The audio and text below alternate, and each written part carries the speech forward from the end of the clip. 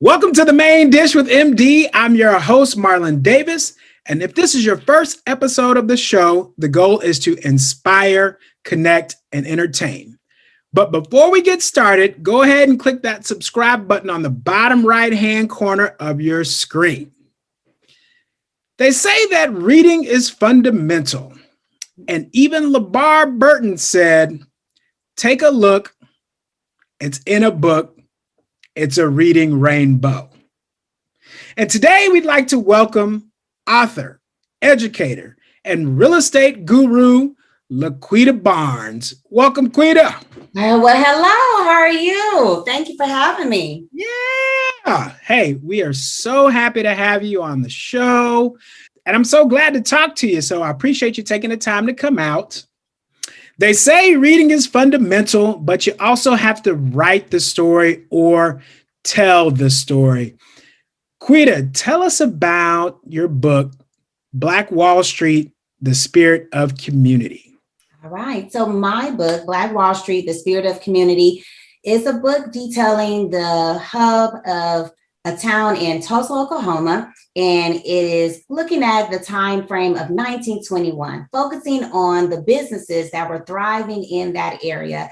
And unfortunately, we have to deal with a tragic event, but I go through the benefits of the glory of this neighborhood, this community, and what it's focusing on with entrepreneurship and the legacy of supporting each other. So tell us why you felt it was important to write this book at this time. So the timing is perfect. We're coming up on a 100-year anniversary, May 31st. 2021 will be the time that we commemorate this event, but also want to honor of course, the victims, but the survivors, and then giving a focus back to our children of learning about this area. Again, a lot of times people may coin the term Black Wall Street, but may not know the rich history of it. So this book goes through the history of Black Wall Street, some of the businesses, because of course, it's over 300 businesses that were thriving in this time, and giving them just an understanding of how they were thriving and growing. And then, of course, the details of the event, but it also gives them, empowering them to see Black Wall Street in their own areas. So this is the time for us to connect back to something significant in our past and make sure that we bring it back to the forefront. Quita, I think this is perfect timing for this book. Over the past couple of years, these issues have been brought to light for various reasons. And I say these issues, there are certain things that people don't know about and don't know why they exist. And a lot of it is because our history hasn't been told. That is correct. And that's the reason why we have an umbrella of our website and what we want to be is an educational platform. Our History Told is an opportunity to share a light on events such as Black Wall Street that is, like you said, is hidden in our history books. So we have to bring it out and we have to be the ones to expose the truth about these events. So tell us about your journey on writing this book. Like were you sitting at home like, did I want to be an author?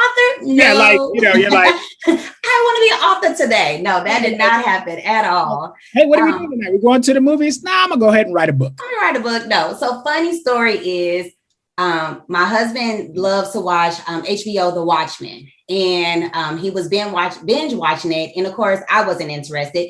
Pandemic happens. I have time on my hands. So, why not?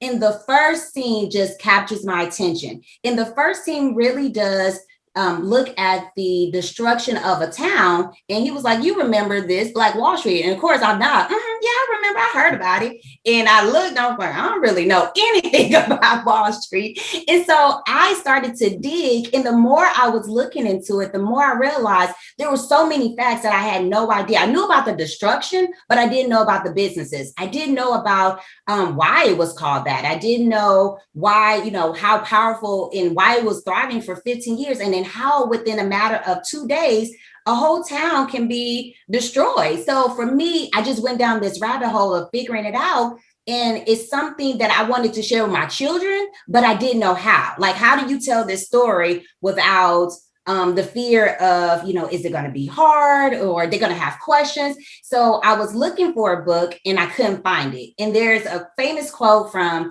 Toni Morrison that says, if you're looking for a book and you can't find it or it hasn't been written, guess what? You have to write it. So that was something that stuck with me. And I was like, well, I guess I'll be writing a children's book. And so it wasn't something that I aspired to do, but I'm glad that I did, because it's now in the hands of a lot of children, and they get to know more about the rich history of this area.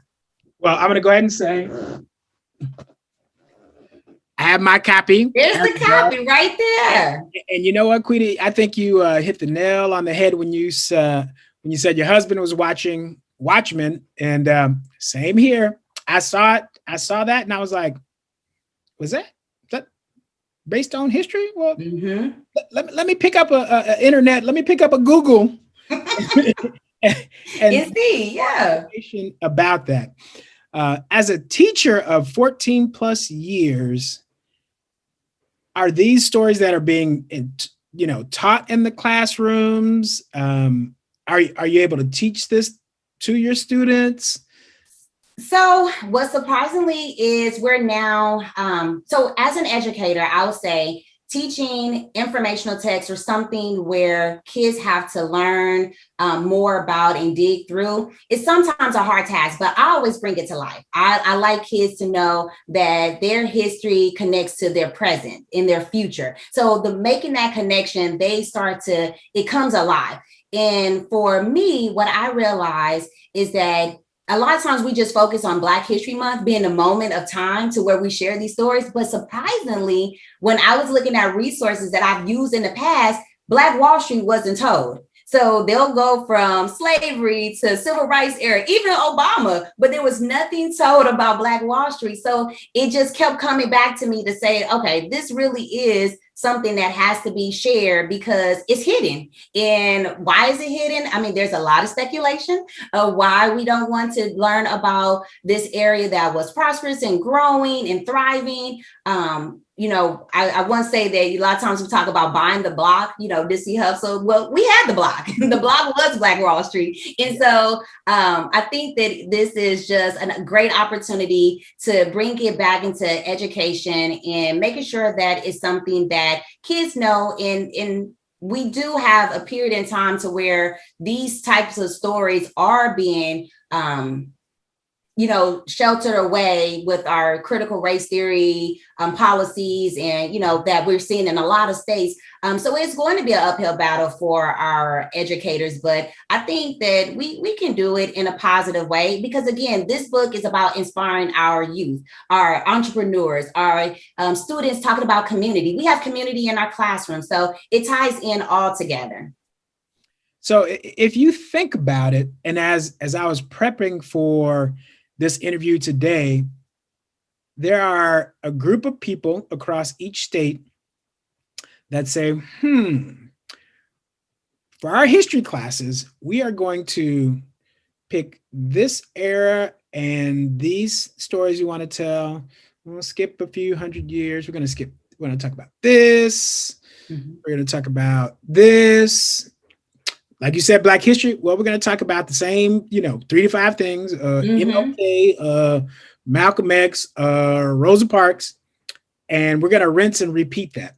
But that doesn't give a complete story of our history.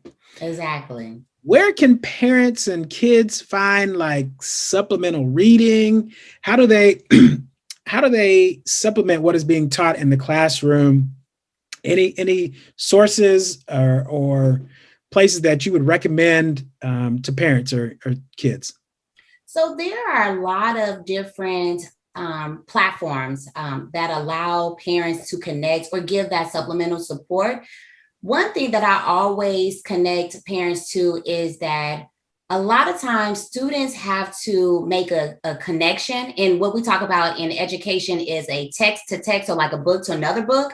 A text to self. So how do I connect with this story? And then also a text to real world. So real world would be, as we know, with the 100th anniversary, CNN and all of these different platforms are going to air a lot of documentaries or programs about centered around Black Wall Street. This will be a perfect time to sit down with your child and watch the documentaries, but then also bring in the book so that way they can make a connection and see that this is why this is important, because reading is through all platforms. So there's so many different ways that you can continue to expose your children through those different stories. And then also making sure that they have those connections. Going back to the 5 W's, the who, what, when, where, and why. Just asking questions and being engaged is something that we've always used in the classroom, and it's very simple, because the more that we get our children to discuss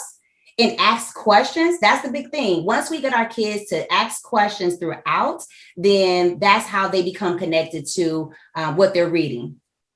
Well, and I think another important thing is ask questions. Promote your kids asking questions. Well, I have a 3-year-old right now, and I am definitely not trying to promote asking questions. Daddy, why is this? Yeah, just wait. She has enough questions to ask. Yeah, she has enough. But, I try to take the time to educate her on things, even though I may be, headed to work, and, time is key when you're heading to work. Just the other morning, she's like, Daddy, what is this coming out of the car? I could have said, come on, baby, let's go. But I did explain to her, because she wants to learn. And I think it's very important to ask those questions. And especially if we don't know, when your husband said, hey, you know about this? And you're like, oh, yeah. Do. I'm an adult. Shouldn't I know? Right. If I don't know, do I look? Hey, but the key is if you didn't know about it, and you continue to educate yourself. So don't pretend you know. And if you do, go ahead and educate yourself on that. There you go. LaQuitta, this book is about so many things. And one of the things that this book talks about is entrepreneurship. And as I mentioned earlier, you are a real estate guru. Tell us how you got into that field. Okay. So how I got into the field of real estate, actually, we start off with our first home. Our first home was a project of rehabbing. We purchased the property that we wanted to go through the whole steps of rehabbing, rebuilding, and seeing the opportunity from that property. Now, keep in mind, I'm still an educator, so my 9 to 5 and my September to July is going to be dedicated to just strictly education. And on the summers is when I have opportunities to either look at investment deals, or a lot of times work with some of our families and friends, because we want them to see the opportunity through investment. I mean, the thing that you can't take away in the growth, and we talk about generational wealth. Well, in order to pass on something, one thing that you can pass on is real estate. And so we got into real estate about 14 years ago, and we now have about 30 units. We are buy and hold investors. So this is our opportunity. We are perfect land. I mean, I say perfect. We're great. Time out. Slow. We're gonna slow it down just a second, LaQuitta. Okay. So you said you got a 9 to 5. You're author of a book. And you got 30, you said 30 units? Yeah, 30 units. No. I need you to say it louder. 30 units. Units, yes. Okay. So, hey, let's not just breeze by that, that's amazing. That is amazing. So you are trying to create your own Black Wall Street for your family. We are. And the thing that we do is that on all of our properties, we bring our kids along. They see us through the process. They see the benefits of working with our tenants. We make sure that they get an opportunity, our children get an opportunity to see the importance of what we do in real estate. Because again, and it ties back to the book as far as how do you keep that community going? Well, you support other communities. And so we not only just work with real estate, we also work with a group of other investors just to promoting. We're centered in Houston, Texas. So we want to make sure that we keep our town thriving. And we want to make sure that we continue to promote just the excellence and learning of real estate. That's awesome.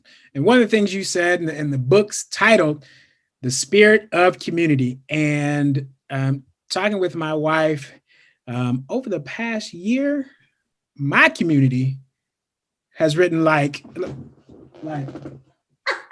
that's the point.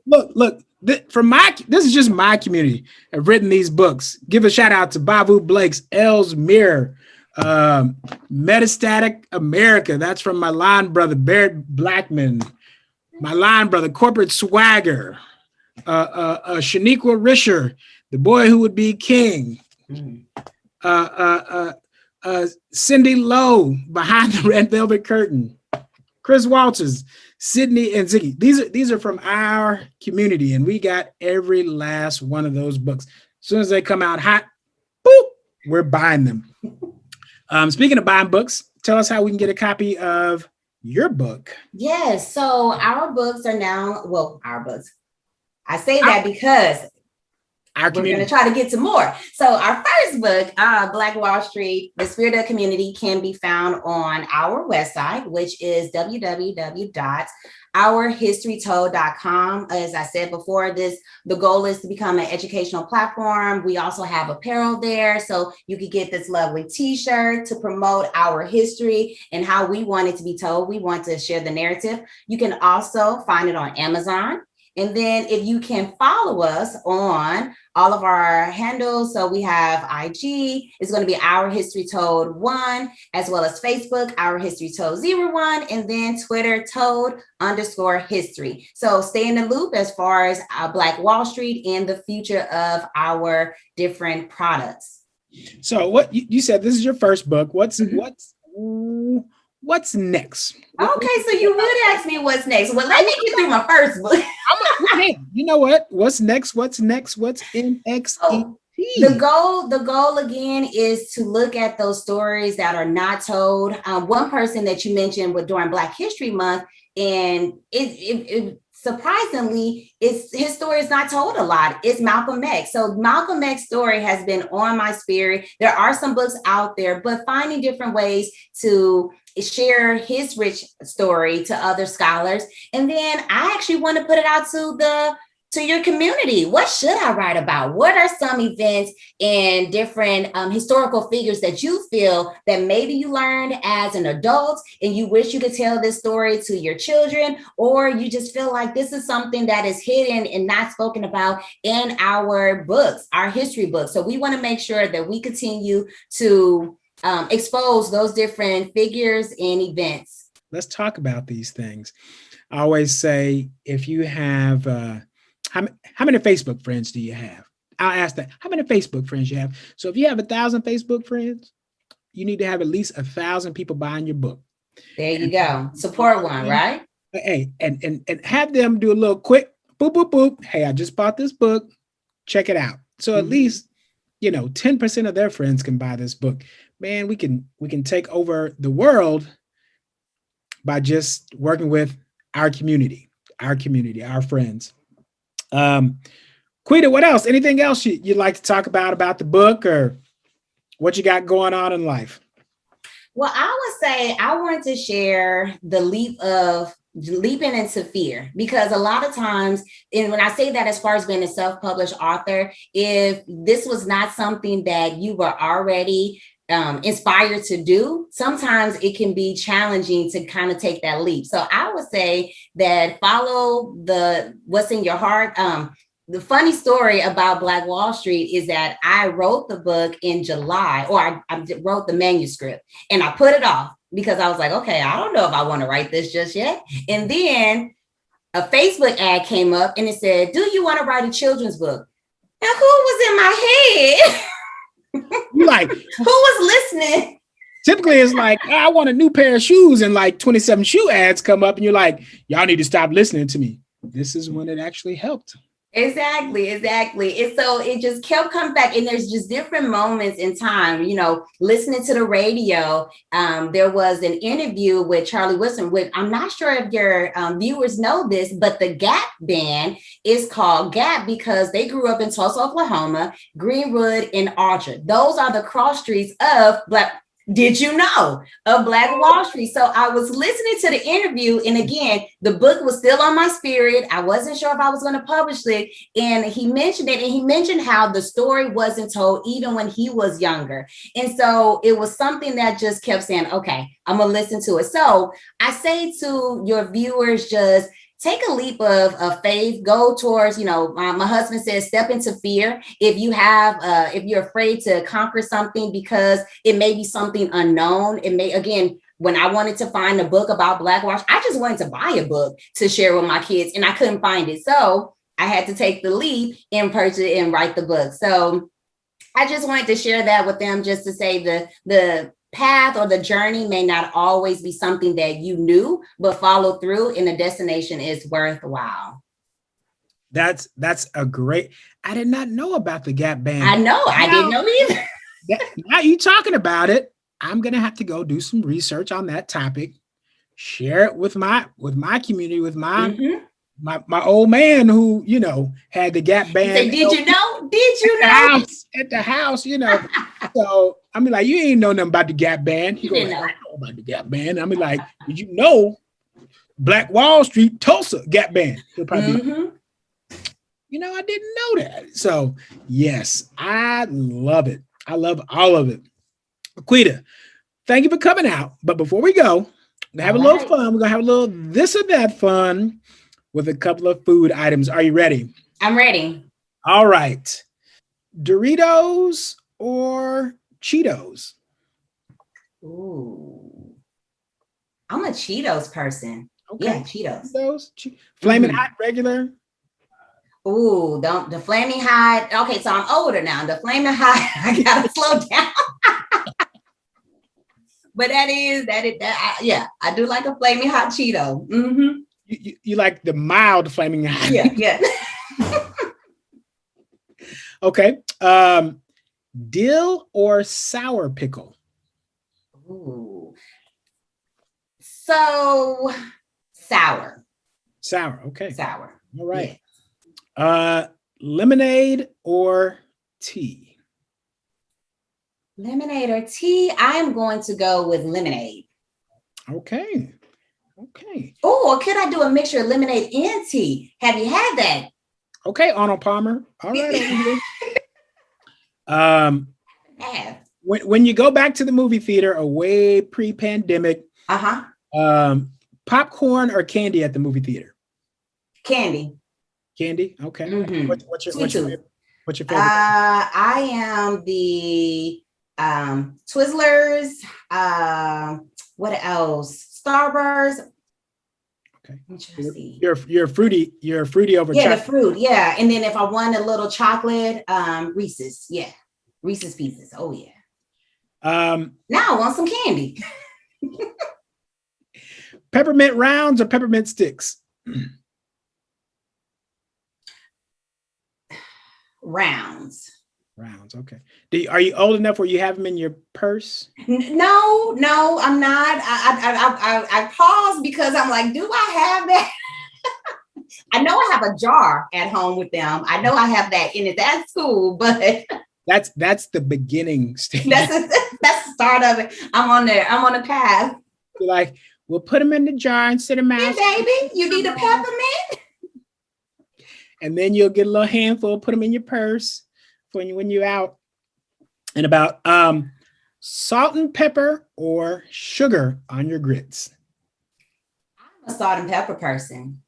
I know, and here's the thing, I'm from up north, born in Cleveland, Ohio. I know a lot of Southern people are going to give me the eye. Don't.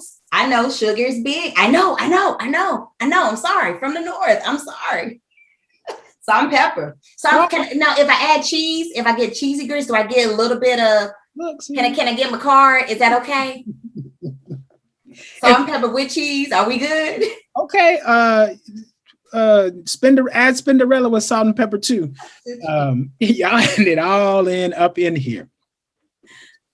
LaQuitta, thank you for coming out. Guys, remember to promote, support, and encourage your friends. And it's more fun when the homies have some. There we go.